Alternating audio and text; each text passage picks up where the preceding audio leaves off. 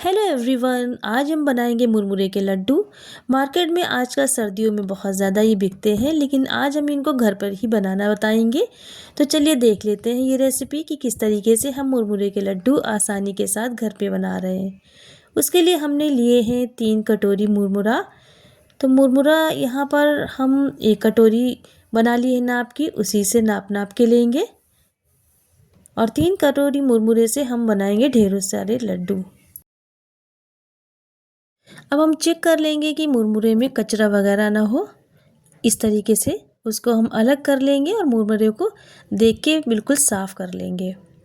और अब हम गैस को ऑन करके उस पर एक पैन रखेंगे और जब पैन गर्म हो जाएगा तो उसमें हम ये मुरमुरा डाल देंगे।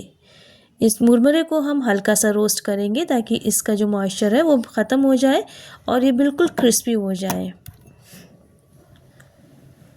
ये देखिए, हाथ से आप इनको तोड़ के चेक कर सकती हैं।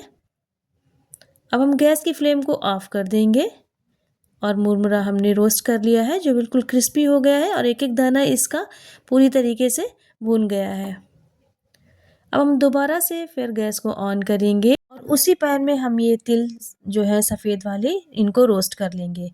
हमने यहाँ पर 4 छोटे चम्मच तिल लिए हैं और पैन गरम हो गया तो उसमें ये तिल भी डाल देंगे और इनको हम चटकने तक हल्के गोल्डन कलर आने तक रोस्ट करेंगे। जब इसमें से चटकने की आवाज़ आने लगेगी और इनका कलर हल्का सा गोल्डन हो जाएगा तो तिल को हम निकाल लेंगे। तो यहाँ पर हमने तिल को भी रोस्ट कर लिया है और उसके बाद में हम यहाँ पर ले रहे हैं 1 छोटी कटोरी भुनी हुई मूंगफली के दाने। दानों का हमने छिलका उतार लिया है और एक जार लेके इनको भी हम दरदरा पीस लेंगे। हमें इसका पाउडर नहीं बनाना है, इस तरीके से हम मूंगफलियों को दरदरा पीसेंगे। और अब हम यहाँ पर ले रहे हैं 1 और आधी यानी कि 1.5 कटोरी गुड़ ले रहे हैं। उसको भी हम इसी पैन में डालेंगे और उसके बाद इसमें थोड़ा सा 1 या 2 छोटा चम्मच पानी डाल के गुड़ को पिघलने देंगे। इसी पैन में हम गुड़ की चाशनी बनाएंगे। गैस की फ्लेम को हम मीडियम टू लो रखेंगे या आप अपने हिसाब से फ्लेम को एडजस्ट कर सकती हैं। आप यहाँ पर देख सकती हैं कि गुड़ पिघलने लगा है और अब जब गुड़ पिघलने लगेगा तो हम इसको बराबर चलाते रहेंगे, वरना नीचे से गुड़ लग जाएगा तो चाशनी ख़राब हो जाएगी और इसका टेस्ट भी ख़राब आएगा। तो इस तरीके से देखिए, गुड़ को हम पिघलाकर एक चाशनी बना लेंगे और एक पानी लेंगे, उसमें हम थोड़ा सा गुड़ टपका के चेक कर लेंगे कि जब ये जमने लगेगा तो समझ लीजिए चाशनी बनकर तैयार हो गई है। अब हम गैस की फ्लेम को ऑफ़ कर देंगे और जो हमने मुरमुरा रोस्ट करके रखा था वो उसमें हम थोड़ा थोड़ा डालते हुए चलाते जाएंगे। और उसके बाद में हमने जो तिल रोस्ट करके रखे थे वो भी हम इसी में डाल देंगे और मूंगफली के दानों को भी हम इसी में डाल देंगे।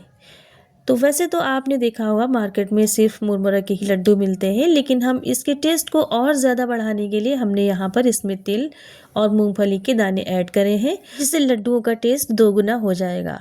अब हम कढ़ाई को नीचे उतार लेंगे और हाथों में हल्का सा पानी लगाने के बाद में इस तरीके से धीरे धीरे लड्डुओं को बांध लेंगे।